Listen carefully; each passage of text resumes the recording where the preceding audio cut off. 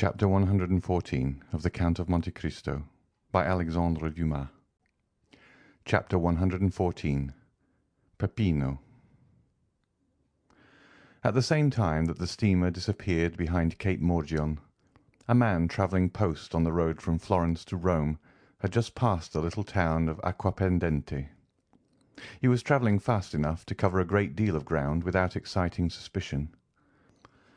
This man was dressed in a greatcoat, or rather a surtout, a little worse for the journey, but which exhibited the ribbon of the Legion of Honour still fresh and brilliant, a decoration which also ornamented the undercoat. He might be recognised not only by these signs, but also from the accent with which he spoke to the postilion as a Frenchman. Another proof that he was a native of the universal country was apparent in the fact of his knowing no other Italian words than the terms used in music, and which, like the Goddam of Figaro, served all possible linguistic requirements. "Allegro," he called out to the postilions at every ascent. "Moderato," he cried as they descended, and heaven knows there are hills enough between Rome and Florence by the way of Acquapendente. These two words greatly amused the men to whom they were addressed. On reaching La Storta, the point from whence Rome is first visible, the traveller evinced none of the enthusiastic curiosity which usually leads strangers to stand up and endeavour to catch sight of the dome of St. Peter's, which may be seen long before any other object is distinguishable. No, he merely drew a pocket-book from his pocket, and took from it a paper folded in four, and after having examined it in a manner almost reverential, he said, "Good, I have it still." The carriage entered by the Porto del Popolo, turned to the left, and stopped at the Hotel d'Espagne. Old Pastrini, our former acquaintance, received the traveller at the door, hat in hand. The traveller alighted, ordered a good dinner, and inquired the address of the house of Thomson and French, which was immediately given to him, as it was one of the most celebrated in Rome. It was situated in the Via dei Banchi, near St. Peter's in Rome. As everywhere else, the arrival of a post-chaise is an event. 10 young descendants of Marius and the Gracchi, barefooted and out at elbows, with one hand resting on the hip and the other gracefully curved above the head, stared at the traveller, the post-chaise, and the horses. To these were added about 50 little vagabonds from the Papal States, who earned a pittance by diving into the Tiber at high water from the bridge of St. Angelo. Now, as these street Arabs of Rome, more fortunate than those of Paris, understand every language, more especially the French, they heard the traveller order an apartment, a dinner, and finally inquire the way to the house of Thomson and French. The result was that when the newcomer left the hotel with the cicerone, a man detached himself from the rest of the idlers, and without having been seen by the traveller, and appearing to excite no attention from the guide, followed the stranger with as much skill as a Parisian police agent would have used. The Frenchman had been so impatient to reach the house of Thomson and French that he would not wait for the horses to be harnessed, but left word for the carriage to overtake him on the road, or to wait for him at the banker's door. He reached it before the carriage arrived. The Frenchman entered, leaving in the anteroom his guide, who immediately entered into conversation with 2 or 3 of the industrious idlers who are always to be found in Rome at the doors of banking-houses, churches, museums, or theatres. With the Frenchman, the man who had followed him entered too. The Frenchman knocked at the inner door, and entered the first room. His shadow did the same. "Messrs. Thomson and French?" inquired the stranger. An attendant arose at a sign from a confidential clerk at the first desk. "Whom shall I announce?" said the attendant. "Baron Danglars." "Follow me," said the man. A door opened, through which the attendant and the Baron disappeared. The man who had followed Danglars sat down on a bench. The clerk continued to write for the next 5 minutes. The man preserved profound silence and remained perfectly motionless. Then the pen of the clerk ceased to move over the paper. He raised his head, and appearing to be perfectly sure of privacy, "Aha!" he said. "Here you are, Peppino." "Yes," was the laconic reply. You have found out that there is something worth having about this large gentleman. There is no great merit due to me, for we were informed of it. You know his business here, then? Pardieu, he has come to draw, but I don't know how much. You will know presently, my friend. Very well, only do not give me false information, as you did the other day. What do you mean? Of whom do you speak? Was it the Englishman who carried off 3,000 crowns from here the other day? No, he really had 3,000 crowns, and we found them. I mean the Russian prince, who you said had 30,000 livres, and we only found 22,000. You must have searched badly. Luigi Vampa himself searched. Indeed, but you must let me make my observations, or the Frenchman will transact his business without my knowing the sum.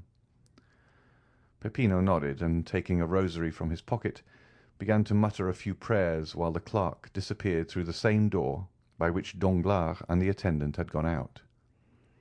At the expiration of 10 minutes, the clerk returned with a beaming countenance. "Well?" asked Peppino of his friend. "Joy! Joy! The sum is large." 5 or 6 millions, is it not? Yes, you know the amount? On the receipt of the Count of Monte Cristo. Why, how came you to be so well acquainted with all this? I told you we were informed beforehand. Then why do you apply to me?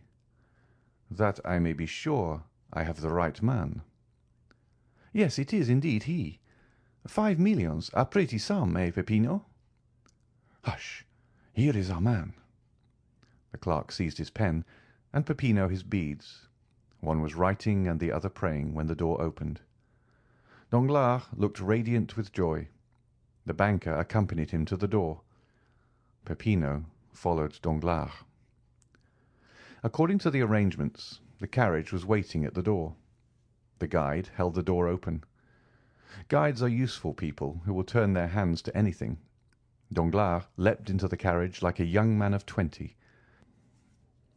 The cicerone reclosed the door and sprang up by the side of the coachman. Peppino mounted the seat behind. "Will your Excellency visit St. Peter's?" asked the cicerone. "I did not come to Rome to see," said Danglars aloud. Then he added softly with an avaricious smile, "I came to touch," and he rapped his pocket-book, in which he had just placed a letter. "Then your Excellency is going—" "To the hotel." "Casa Pastrini," said the cicerone to the coachman, and the carriage drove rapidly on. 10 minutes afterwards the Baron entered his apartment, and Peppino stationed himself on the bench outside the door of the hotel, after having whispered something in the ear of one of the descendants of Marius and the Gracchi, whom we noticed at the beginning of the chapter, who immediately ran down the road leading to the capital at his fullest speed. Danglars was tired and sleepy. He therefore went to bed, placing his pocket-book under his pillow. Peppino had a little spare time, so he had a game of mora with the facchini, lost 3 crowns, and then to console himself drank a bottle of Orvieto. The next morning Danglars awoke late. Though he went to bed so early, he had not slept well for 5 or 6 nights, even if he'd slept at all. He breakfasted heartily, and, caring little, as he said, for the beauties of the Eternal City, ordered post-horses at noon. But Danglars had not reckoned upon the formalities of the police and the idleness of the posting-master. The horses only arrived at 2 o'clock, and the cicerone did not bring the passport till 3. All these preparations had collected a number of idlers round the door of Signor Pastrini's. The descendants of Marius and Gracchi were also not wanting. The Baron walked triumphantly through the crowd, who, for the sake of gain, styled him "Your Excellency." As Danglars had hitherto contented himself with being called a baron, he felt rather flattered at the title of Excellency, and distributed a dozen silver coins among the beggars, who were ready, for 12 more, to call him "Your Highness." "Which road?" asked the postilion in Italian. "The Ancona road," replied the Baron. Signor Pastrini interpreted the question and answer, and the horses galloped off. Danglars intended travelling to Venice, where he would receive one part of his fortune, and then proceeding to Vienna, where he would find the rest. He meant to take up his residence in the latter town, which he had been told was a city of pleasure. He had scarcely advanced 3 leagues out of Rome when daylight began to disappear. Danglars had not intended starting so late, or he would have remained. He put his head out and asked the postilion how long it would be before they reached the next town. "Non capisco." "Do not understand," was the reply. Danglars bent his head, which he meant to imply, "Very well." The carriage again moved on. "I will stop at the first posting-house," said Danglars to himself. He still felt the same self-satisfaction which he had experienced the previous evening, and which had procured him so good a night's rest. He was luxuriously stretched in a good English calash, with double springs. He was drawn by 4 good horses at full gallop. He knew the relay to be at a distance of 7 leagues. What subject of meditation could present itself to the banker, so fortunately become bankrupt? Danglars thought for 10 minutes about his wife in Paris, another 10 minutes about his daughter travelling with Mademoiselle d'Armilly. The same period was given to his creditors, and the manner in which he intended spending their money, and then, having no subject left for contemplation, he shut his eyes and fell asleep. Now and then a jolt more violent than the rest caused him to open his eyes. Then he felt that he was still being carried with great rapidity over the same country, thickly strewn with broken aqueducts, which looked like granite giants petrified while running a race. But the night was cold, dull, and rainy, and it was much more pleasant for a traveller to remain in the warm carriage than to put his head out of the window to make inquiries of a postilion whose only answer was "Non capisco." Danglars therefore continued to sleep, saying to himself that he would be sure to awake at the posting-house. The carriage stopped. Danglars fancied that they had reached the long-desired point. He opened his eyes and looked through the window, expecting to find himself in the midst of some town, or at least a village, but he saw nothing except what seemed like a ruin, where 3 or 4 men went and came like shadows. Danglars waited a moment, expecting the postilion to come and demand payment with the termination of his stage. He intended taking advantage of the opportunity to make fresh inquiries of the new conductor, but the horses were unharnessed, and others put in their places without any one claiming money from the traveller. Danglars, astonished, opened the door, but a strong hand pushed him back, and the carriage rolled on. The Baron was completely roused. "Eh," he said to the postilion. "Eh, mio caro?" This was another little piece of Italian the Baron had learned from hearing his daughter sing Italian duets with Cavalcanti. But mio caro did not reply. Danglars then opened the window. "Come, my friend," he said, thrusting his hand through the opening. "Where are we going?" "Dentro la testa," answered a solemn and imperious voice, accompanied by a menacing gesture. Danglars thought dentro la testa meant "put in your head." He was making rapid progress in Italian. He obeyed, not without some uneasiness, which, momentarily increasing, caused his mind, instead of being as unoccupied as it was when he began his journey, to fill with ideas which were very likely to keep a traveller awake, more especially one in such a situation as Danglars. His eyes acquired that quality which in the first moment of strong emotion enables them to see distinctly, and which afterwards fails from being too much taxed. Before we are alarmed, we see correctly. When we are alarmed, we see double, and when we have been alarmed, we see nothing but trouble. Danglars observed a man in a cloak galloping at the right hand of the carriage. "Some gendarmes!" he exclaimed. "Can I have been intercepted by French telegrams to the pontifical authorities?" He resolved to end his anxiety. "Where are you taking me?" he asked. "Dentro la testa," replied the same voice with the same menacing accent. Danglars turned to the left. Another man on horseback was galloping on that side.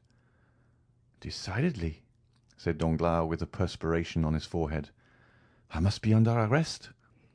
And he threw himself back into the calash, not this time to sleep, but to think. Directly afterwards the moon rose. He then saw the great aqueducts, those stone phantoms which he had before remarked. Only then they were on the right hand.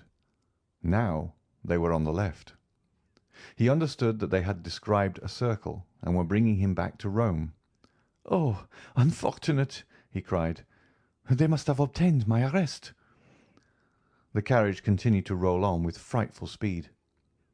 An hour of terror elapsed, for every spot they passed showed that they were on the road back. At length he saw a dark mass against which it seemed as if the carriage was about to dash, but the vehicle turned to one side, leaving the barrier behind, and Danglars saw that it was one of the ramparts encircling Rome. "Mon Dieu!" cried Danglars, "we are not returning to Rome. Then it is not justice that is pursuing me. Gracious heavens! Another idea presents itself. What if they should be—" His hair stood on end. He remembered those interesting stories, so little believed in Paris, respecting Roman bandits. He remembered the adventures that Albert de Morcerf had related when it was intended that he should marry Mademoiselle Eugénie. "They are robbers, perhaps," he muttered. Just then the carriage rolled on something harder than gravel road.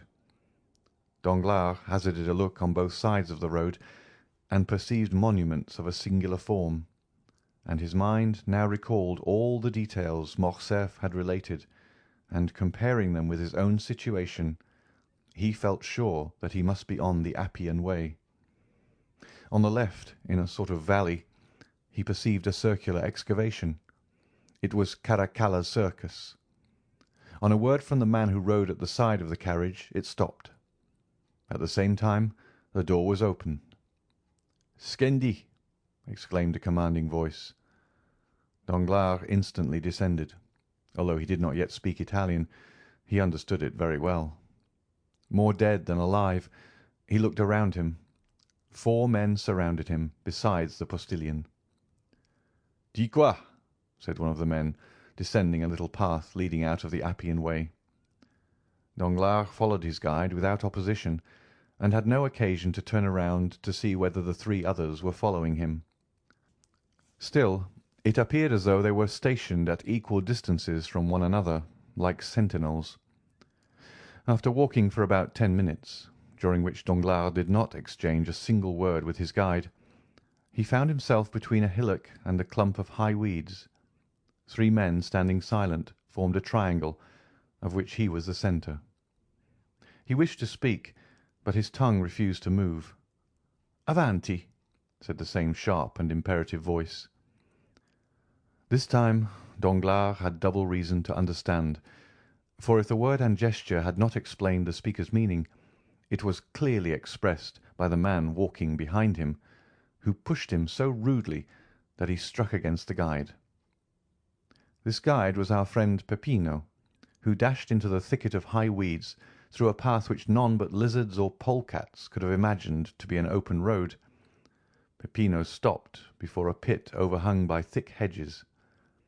The pit, half open, afforded a passage to the young man, who disappeared like the evil spirits in the fairy tales. The voice and gesture of the man who followed Danglars ordered him to do the same. There was no longer any doubt. The bankrupt was in the hands of Roman banditti. Danglars acquitted himself like a man placed between 2 dangerous positions, and who is rendered brave by fear. Notwithstanding his large stomach, certainly not intended to penetrate the fissures of the Campagna, he slid down like Peppino, and closing his eyes fell upon his feet. As he touched the ground, he opened his eyes. The path was wide but dark. Peppino, who cared little for being recognized now that he was in his own territories, struck a light and lit a torch. 2 other men descended after Danglars, forming the rear guard, and pushing Danglars whenever he happened to stop, they came by a gentle declivity to the intersection of two corridors. The walls were hollowed out in sepulchres, one above the other, and which seemed in contrast with the white stones to open their large dark eyes, like those which we see on the faces of the dead. A sentinel struck the rings of his carbine against his left hand. "Who comes there?" he cried. A friend, said Peppino. "But where is the captain?" "There," said the sentinel, pointing over his shoulder to a spacious crypt hollowed out of the rock, the lights from which shone into the passage through the large arched openings. "Fine spoil, captain, fine spoil," said Peppino in Italian, and taking Danglars by the collar of his coat, he dragged him to an opening resembling a door, through which they entered the apartment which the captain appeared to have made his dwelling-place. "Is this the man?" asked the captain, who was attentively reading Plutarch's Life of Alexander. "Himself, captain, himself." "Very well, show him to me." At this rather impertinent order, Peppino raised his torch to the face of Danglars, who hastily withdrew that he might not have his eyelashes burnt. His agitated features presented the appearance of pale and hideous terror. "The man is tired," said the captain. "Conduct him to his bed." "Oh," murmured Danglars, "that bed is probably one of the coffins hollowed in the wall, and the sleep I shall enjoy will be death from one of the poniards I saw glistening in the darkness." From their beds of dried leaves or wolf-skins at the back of the chamber now arose the companions of the man who had been found by Albert de Morcerf reading Caesar's Commentaries, and by Danglars studying the Life of Alexander. The banker uttered a groan and followed his guide. He neither supplicated nor exclaimed. He no longer possessed strength, will, power, or feeling. He followed where they led him. At length he found himself at the foot of a staircase, and he mechanically lifted his foot 5 or 6 times. Then a low door was opened before him, and bending his head to avoid striking his forehead, he entered a small room cut out of the rock. The cell was clean, though empty, and dry, though situated at an immeasurable distance under the earth. A bed of dried grass covered with goatskins was placed in one corner. Danglars brightened up on beholding it, fancying that it gave some promise of safety. "Oh, God be praised!" he said. "It is a real bed." "Ecco," said the guide, and pushing Danglars into the cell, he closed the door upon him. A bolt grated, and Danglars was a prisoner. If there had been no bolt, it would have been impossible for him to pass through the midst of the garrison who held the catacombs of San Sebastian, encamped round a master whom our readers must have recognized as the famous Luigi Vampa. Danglars, too, had recognized the bandit, whose existence he would not believe when Albert de Morcerf mentioned him in Paris. And not only did he recognize him, but the cell in which Albert had been confined, and which was probably kept for the accommodation of strangers. These recollections were dwelt upon with some pleasure by Danglars, and restored him to some degree of tranquillity. Since the bandits had not dispatched him at once, he felt that they would not kill him at all. They had arrested him for the purpose of robbery, and as he had only a few louis about him, he doubted not he would be ransomed. He remembered that Morcerf had been taxed at 4,000 crowns, and as he considered himself of much greater importance than Morcerf, he fixed his own price at 8,000 crowns. 8,000 crowns amounted to 48,000 livres. He would then have about 5,050,000 francs left. With this sum he could manage to keep out of difficulties. Therefore, tolerably secure in being able to extricate himself from his position, provided he were not rated at the unreasonable sum of 5,050,000 francs, he stretched himself on his bed, and after turning over 2 or 3 times, fell asleep with the tranquillity of the hero whose life Luigi Vampa was studying. End of chapter 114.